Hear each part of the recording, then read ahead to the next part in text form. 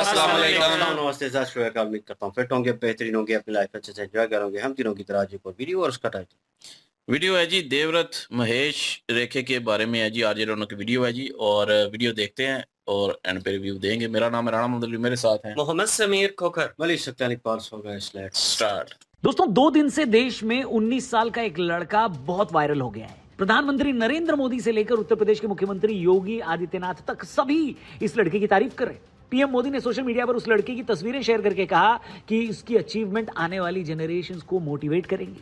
काशी में इसकी भव्य शोभा यात्रा भी निकाली गई और श्रृंगेरी शंकराचार्य ने उसे सम्मानित भी किया, जिससे सोशल मीडिया पर ये भयंकर वायरल हो गया। 19 साल के वेद मूर्ति देवव्रत महेश रेखे घनपाठी ने वो कीर्तिमान कर दिखाया है जिसे पिछले 200 साल में कोई दिग्गज नहीं कर पाया। देवव्रत ने वो कर दिखाया है जिसको पिछले 200 सालों से सनातन के बड़े बड़े विद्वान नहीं कर पाए। अब ये लड़का है कौन, इसने क्या अचीव किया है, क्या हासिल किया है और इसकी achievement Indian culture education system की महानता कैसे साबित करती है, इस वीडियो में इन सब की बात करेंगे। साथ ही ये भी बताएंगे कि इस लड़के की अचीवमेंट ने कैसे पूरे वेस्ट वर्ल्ड को पूरी तरह से सन्नाटे में डाल दिया है और ये एजुकेशन की आखिर कौन सी मेथोडोलॉजी है।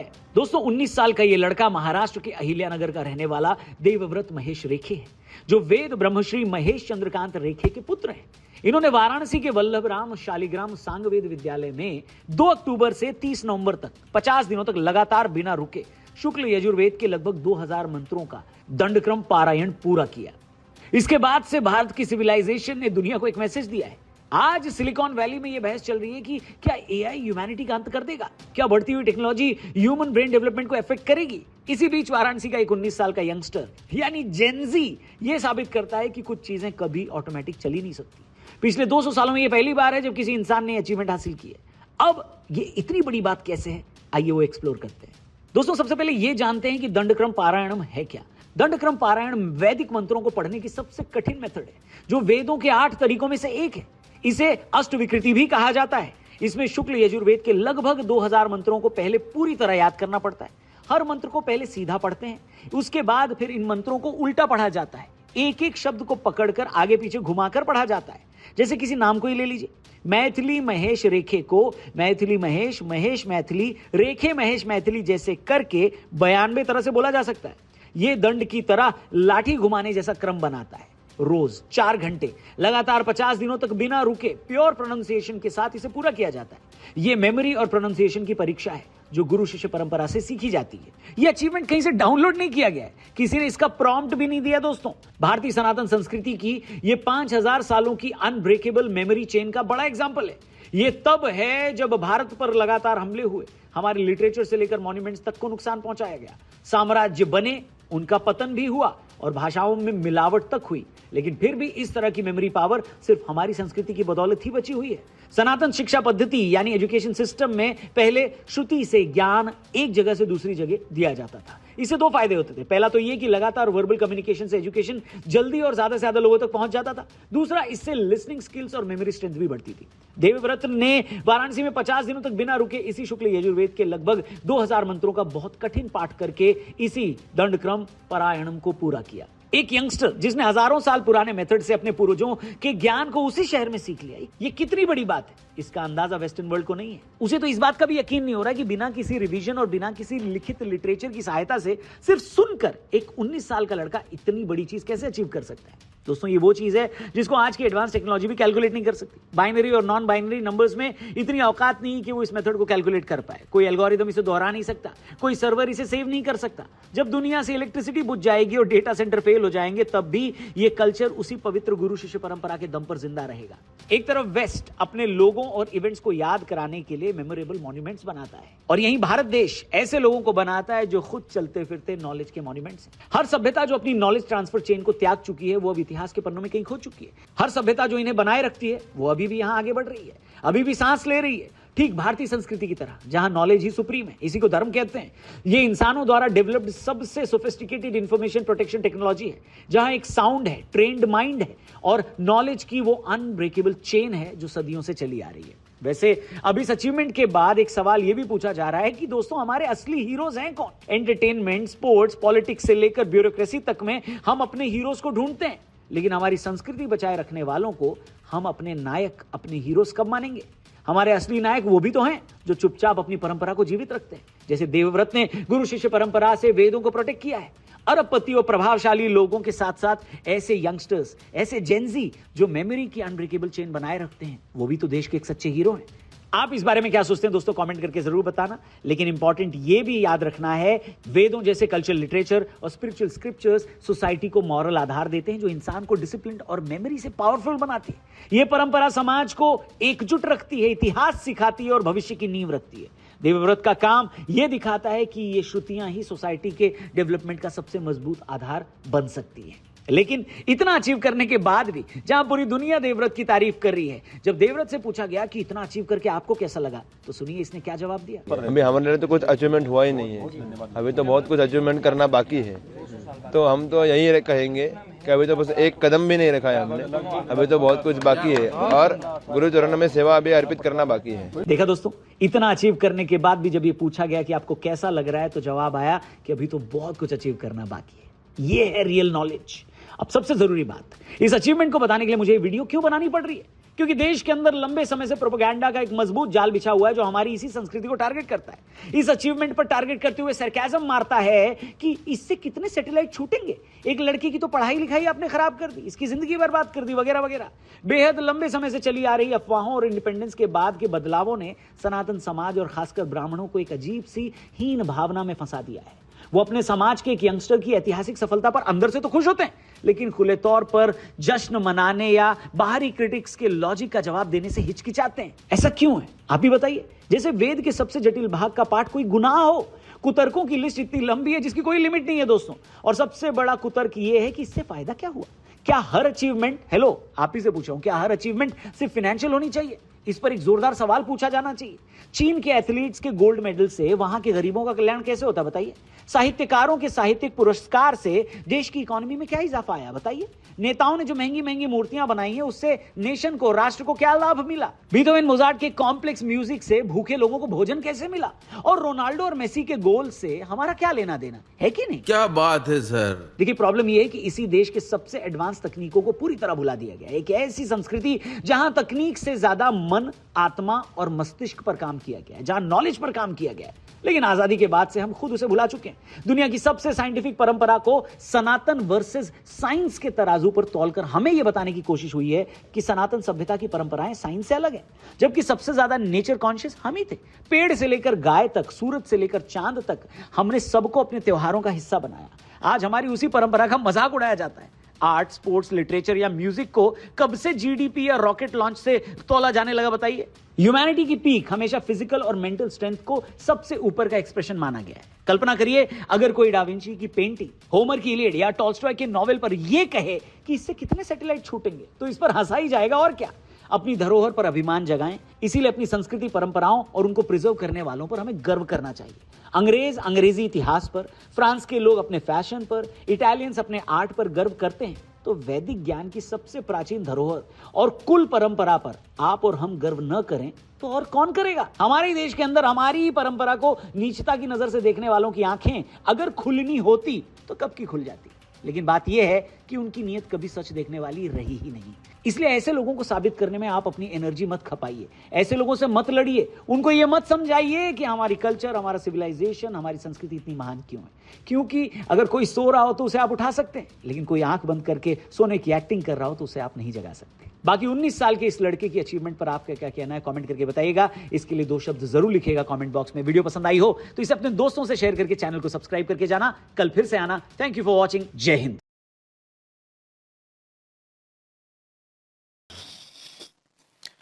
जी बिल्कुल जी, बहुत ज़बरदस्त वीडियो है और बहुत ही हैरान कुन ये बात थी कि 19 साल का एक छोटा सा बच्चा है। 19 साल एज जो होती है वो बिल्कुल ही उस तरह की मैच्योर एज नहीं होती।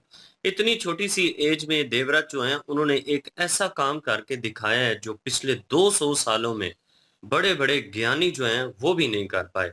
देवव्रत जो हैं उनको बहुत ज्यादा इज्जत भी दी गई है क्योंकि काम जो उन्होंने किया वो इस तरह का काम था कि पूरे हिंदुस्तान के लिए ये एक प्राउडली बात थी और पूरे हिंदुस्तान ने गर्व भी किया इस चीज को लेकर कि 19 साल का एक बच्चा है जो उसने इतना बड़ा कार्य किया है जो पिछले 200 सालों में कोई भी नहीं कर सका, और जितने अच्छे तरीके से बड़े-बड़े गुरु वहां पे पहुंचे हैं, देवव्रत का उन्होंने स्वागत किया, देवव्रत के गले में उन्होंने फूलों की मालाएं डाली हैं, और उसके बाद देवव्रत जो थे वो खुद भी इस बात को, इस लम्हे को देखकर इमोशनल हो गए थे कि जो उन्होंने कार्य किया उसके ऊपर जब उनसे पूछा गया है कि आपने इतनी बड़ी अचीवमेंट की है तो इस चीज के ऊपर आपका क्या कहना है, तो बहुत ही जबरदस्त अल्फाज उन्होंने बोले हैं। ये एक रियल नॉलेज रखने वाले बंदे की पहचान होती है कि वो कभी भी अहंकार में नहीं आता। देवराज जो है उन्होंने कहा कि ये तो कुछ भी नहीं है, ये तो अभी फर्स्ट स्टेप मैंने लिया है, ये तो पहला कदम अभी मैंने उठाया है। हालांकि ये कोई आसान काम नहीं है कि 2000 मंत्र जो हैं 50 दिन तक उनका जाप करना और पहले उनको सीधा पढ़ना और उसके बाद उनको उल्टा पढ़ना बहुत मुश्किल है। वाकई किसी भी टेक्नोलॉजी में इतनी पावर नहीं है कि वो इस तरह का कार्य कर सके जो देवराज जो हैं उन्होंने करके दिखाया है।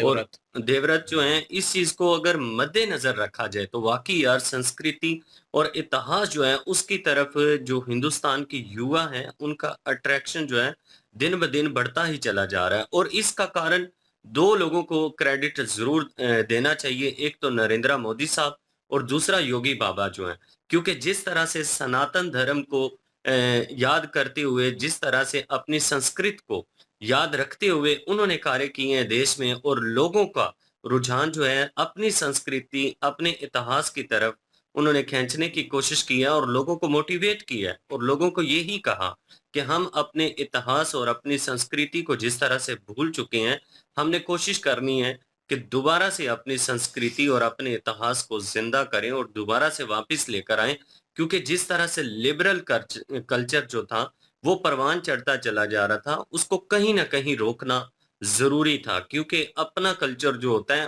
पहचान हमेशा उसकी होती है। किसी भी दूसरे कल्चर को अपनाने से पहचान जो है वो नहीं बनती। आप देख लें कि ब्रिटिश कंट्रियों के इन्होंने नाम लिए हैं, उसमें जितने भी फॉरेन कंट्री हैं, फ्रांस आ जाता है, इटली आ जाता है, उसके बाद इंग्लैंड आ जाता है, उन सब लोगों ने अपने अपने कल्चर को याद रखा हुआ है, चाहे वो कितनी ही तरक्की क्यों ना कर जाए, साइंस टेक्नोलॉजी में वो कितना ही आगे क्यों ना चले जाए, लेकिन अपनी जो आइडेंटिटी होती है, अपनी जो पहचान होती है, उसको कभी भी नहीं भूलना चाहिए। अब कुछ लोग इस इन चीजों को इनकम के साथ जोड़ते हैं। कुछ लोग कहते हैं जी कि देश के गरीबों को क्या लाभ पहुंचा, तो उनके लिए एक बहुत बड़ा रिप्लाई जो है वो अयोध्या में राम मंदिर है। राम मंदिर जब बनने जा रहा था तो बहुत सारी ऐसे लोग थे जिन्होंने ये टिप्पणी की थी कि भैया इससे तो बेहतर था कोई कॉलेज बना देते, इससे बेहतर था कोई यूनिवर्सिटी बना देते, कुछ गरीब लोगों को लाभ हो जाता। आज उन लोगों के मुंह बंद हो चुके हैं। जब अयोध्या में रौनकें लगी हैं, अयोध्या के बहुत सारे ऐसे गरीब परिवार जिनको रोजगार के मौके मिले हैं, अयोध्या नगरी की स्थिति ही बदल गई है। पूरा अयोध्या नगरी जो है वो उसके जितने भी लोग थे उनके रोजगार में एक बहुत अच्छे तरीके से इजाफा हुआ है। जो 15 से 20 हजार कमाने वाले थे वो 50 से 70 हजार तक पहुंच चुके हैं। तो क्या हुआ है, गरीब लोगों को लाभ मिला है कि नहीं मिला? और उसके बाद जितने भी लोग वहां पे पहुंचे, यकीन जानिए कि उन लोगों की आंखों में आंसू आ गए थे कि जिस चीज के लिए, जिस टेम्पल के लिए उनके पूर्वजों ने 500 साल तक बलिदान दिए, आज वो दिन पूर्ण हुआ। और जितने भी वहां पे टूरिस्ट आए हैं उसका किसको लाभ मिला है? उसका लोगों को लाभ मिला है ना, किसी और को तो लाभ नहीं मिला। सरकार को भी फायदा हुआ है। सरकार ने जितने करोड़ की लागत आई सी उससे दुगना तिगने करोड़ रुपए जो हैं वो सरकार को मिले। तो ये बहुत सारे जो लोग हैं ना, इन धार्मिक चीजों को, ऐतिहासिक चीजों को लेकर जो टिप्पणी करते हैं, जो गुर्बत के साथ जोड़ते हैं, जो लोगों के साथ जोड़ते हैं कि ऐसा होना चाहिए था, वैसा होना चाहिए था, ये बिल्कुल भी नहीं है। संस्कृति जो होती है, इतिहास जो होता है, उसका भी एक बहुत बड़ा लाभ जो है वो लोगों को मिलता है। अब देवव्रत जो हैं, उन्होंने जो कार्य किया है अपने माँ-बाप के लिए प्राउड तो किया है उन्होंने, लेकिन पूरे हिंदुस्तान की संस्कृति और इतिहास को दोबारा से उन्होंने एक किस्म का एग्जाम्पल दिया है कि हिंदुस्तान के जो युवा हैं, वो अपने इतिहास से अटैच हैं और वो अपनी संस्कृति जो है उससे अटैच है, उसको भूले नहीं है। अब इनके अगर देखा जाए जिस घराने से देवव्रत जो है उनका ताल्लुक है, उनके पिता जो हैं वो उनके पहले गुरु हैं। 5 साल की एज में ही उनको बहुत सारा जो ज्ञान था वो अपने पिताश्री से ही मिल गया था। उसके बाद देवव्रत जो हैं वहाँ पे रुके नहीं हैं, आगे बढ़ते चले गए और एक ऐसा टाइम आया कि देख लें कि आज पूरे हिंदुस्तान के लिए एक प्राउड मोमेंट का वो एक हिस्सा बने हैं। देवव्रत जो हैं जी, इस वक्त पूरे हिंदुस्तान में जो उनकी चर्चा हो रही है, जिस तरह से उनको अप्रिशिएट किया जा रहा है, अप्रिशिएट उनको बनता भी है। वाकई उन्होंने एक बहुत बड़ा कार्य किया है। बिल्कुल जी। और बहुत एक मैं कहूँगा कि शानदार किस्म का इन्होंने काम किया है और एक अच्छी मिसाल कायम की है। और शुक्ला यजुर्वेद के जो 2000 मंत्र थे, उनको उन्होंने याद रखा और वो उन्होंने पढ़े उधर, और उसके बाद उनको उल्टा पढ़ा जाता है। उसके बाद बीच में से लफ्ज़ इधर-उधर करके जो है वो तकरीबन वो कह रहे थे कि 92 जो है वर्ड बन जाते हैं। तो इस तरह उन्होंने जो है 50 दिनों में ये 2000 मंत्र मुकम्मल किए, वो भी ज़ुबानी। और ये बड़ी एक अचीवमेंट है भाई, ये मेमोरी है उनकी। इतना कुछ याद रखना बहुत मुश्किल काम है। आम लोगों के लिए तो बहुत ही मुश्किल है। मेरे जैसे तो बिल्कुल भी ये इस तरह की चीज़ें जो हैं वो याद तो बिल्कुल भी नहीं रख सकते। मेरे लिए तो भाई हैरत वाली चीज़ है एक, कि 2000 मंत्र जो है वो याद रखने, सीधे-सीधे याद रखने एक और अलग चीज़ है। उनको उल्टा भी पढ़ना और उसके बाद बीच में से वर्ड इधर-उधर करके पढ़ना, ये सारा जो है वो वाक़ई हैरान करने वाली बात है कि 50 दिनों में उन्होंने मुकम्मल किया ये सारा कुछ।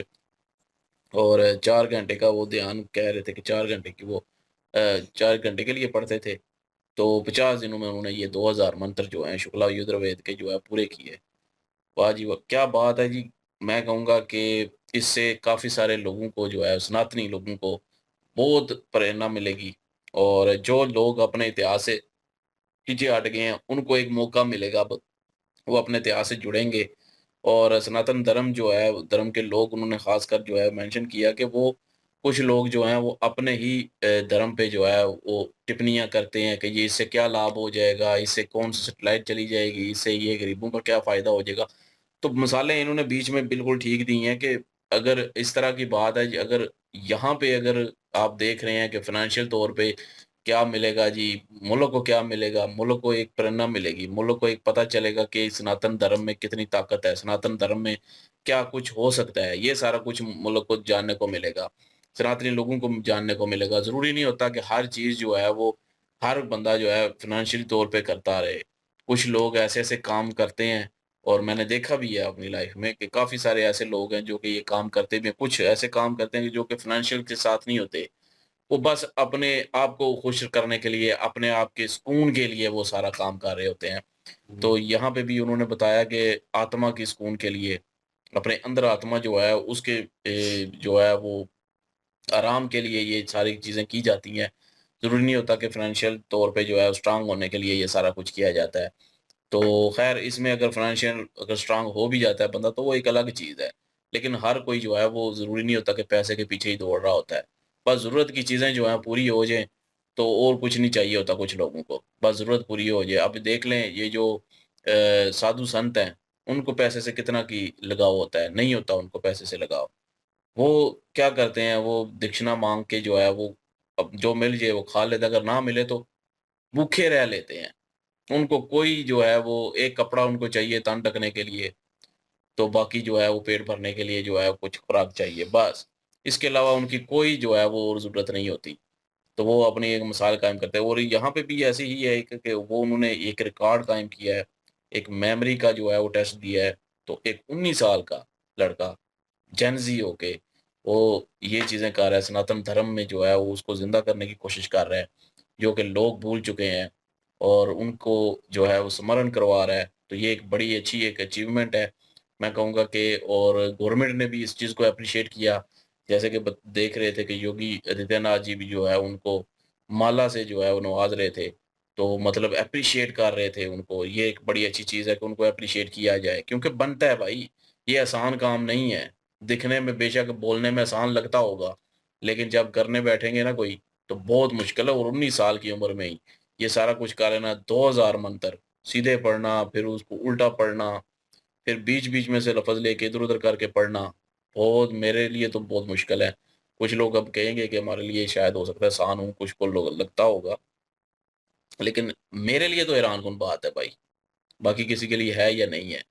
और बाकी अब इतिहास से जोड़ा गया है, और वो जो कह रहे थे कि बाहर के लोगों को जो है वो अप्रिशिएट करते हैं, उनके चीज़ों को अप्रिशिएट करते हैं, वो भी किसी न किसी चीज़ को लेके भाई अपने आप पे फ़ख्र करते हैं। और इंडिया जो है वो सनातनी मज़हब के लोग जो हैं, उनको चाहिए कि अपने सनातन धर्म पे जो है वो फ़ख्र करें, बजाय इसके कि टिप्पणियाँ करना शुरू कर दें।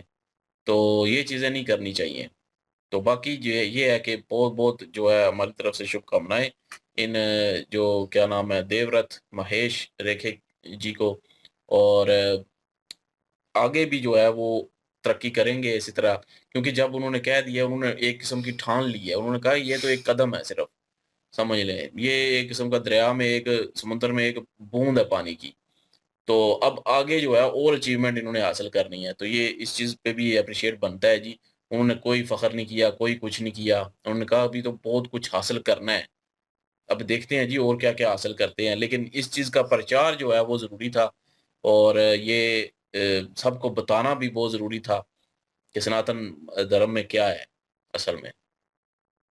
बिल्कुल जी, एप्रिसिएशन बनती है, नो डाउट जी। और एक 16 साल का लड़का और इतनी बड़ी अचीवमेंट 19 करना, सॉरी 19 साल का, और वो अचीवमेंट जो है वो बहुत बड़ी है। और इसमें दोगलापन नहीं करूँगा, वो लोगों का क्रिटिसिज़्म जो है वो अपनी जगह पे बनता है, वो लोग करेंगे। वो कह लें कि आप में से ही हैं, वो भी सनातनी हैं। लेकिन जब हम बात करते हैं कहीं न कहीं कोई कह लें कि रिलीजियस वीडियो होती है, कुछ ऐसी चीज़ होती है, तो in a normal way of camera भी, तो हम कहते हैं कि यार ये दीनी तालीम भी ज़रूरी है, दुनियावी भी ज़रूरी है। दोनों चीज़ें जो हैं वो साथ चलना ज़रूरी है। लेकिन जो है यहाँ पे अब लोग क्रिटिसाइज़ जो कर रहे हैं, वो कह रहे हैं कि उन्होंने एआई का ये क्या नाम है, आरजे उन्होंने भाई ने ज़िक्र किया और बहुत सारी चीज़ों का उन्होंने ज़िक्र किया, ठीक है। इन्होंने एक जो है पॉइंट रखा कि इन सब चीज़ों का इन्वॉल्व होना हमें क्या बेनिफिट दे रहा है। तो बेनिफिट वो लोग जो हैं आपके सनातन धर्म के लोग जो क्रिटिसाइज़ कर रहे हैं, वो यही कह रहे हैं कि भई ये दोनों इतराफ़ में चीज़ें चलती हैं। उस लड़के ने अचीवमेंट की, उसने एक कह लें कि एक बहुत बड़ी चीज़ की है, जिसको कह लें कि रिवाइव करना। बहुत सारे साधु जो हैं, संतु जो हैं, बहुत सारे लोग ऐसे अभी मौजूद हैं करंट सिचुएशन में, ठीक ठीक है, और जिनकी हम वीडियोज़ भी करते रहे हैं। और जिनको सुन के लगता है कि भई यार ये बंदा जो बात करता है ना, ये एंड लेवल है, इसके ऊपर जो है कोई बात नहीं हो सकती, और जो समझाने का तरीका इनका है, जो समझने का तरीका इनका है, वो और किसी का नहीं है। लेकिन उस लड़के ने अचीवमेंट की है, ऐसी अचीवमेंट है भाई जिसको एक बार ना सुन के बंदा दंग रह जाता है कि यार इसको तो एक मशीन जो है, कंप्यूटराइज़्ड मशीन जो है, वो इसको पिक नहीं कर पाएगी। वो इसको पूरा रिवाइव नहीं कर पाएगी, और उसको रिवर्स और उसको फिर स्क्रैम्बल करना वर्ड्स को, वो नहीं कर पाएगी। तो वो उसके लिए मुश्किल हो जाएगी। लेकिन एक इंसान जो है, एक 19 साल का लड़का जो है, उसमें इतनी एबिलिटी है, इतना लगाव है अपने सनातन धर्म को लेकर कि वो इन्वॉल्व हो चुका है, और उसको कोई फ़ोर्स नहीं है। उसके चेहरे पे जो सुकून नज़र आ रहा था बात करते हुए कि अभी अचीव करना है, अभी होगा। बीच में जब कह लें कि वो पूरी वो चल रही थी, ठीक है, जहाँ पे फूल फेंके जा रहे थे, एक किस्म का एप्रिसिएशन दिया जा रहा था, और वो जो है उस दौरान जो है वो रो रहा था, और वो क्लिप जो है वो देखा, और उसमें वो फीलिंग जो है वो अलग ही है भाई।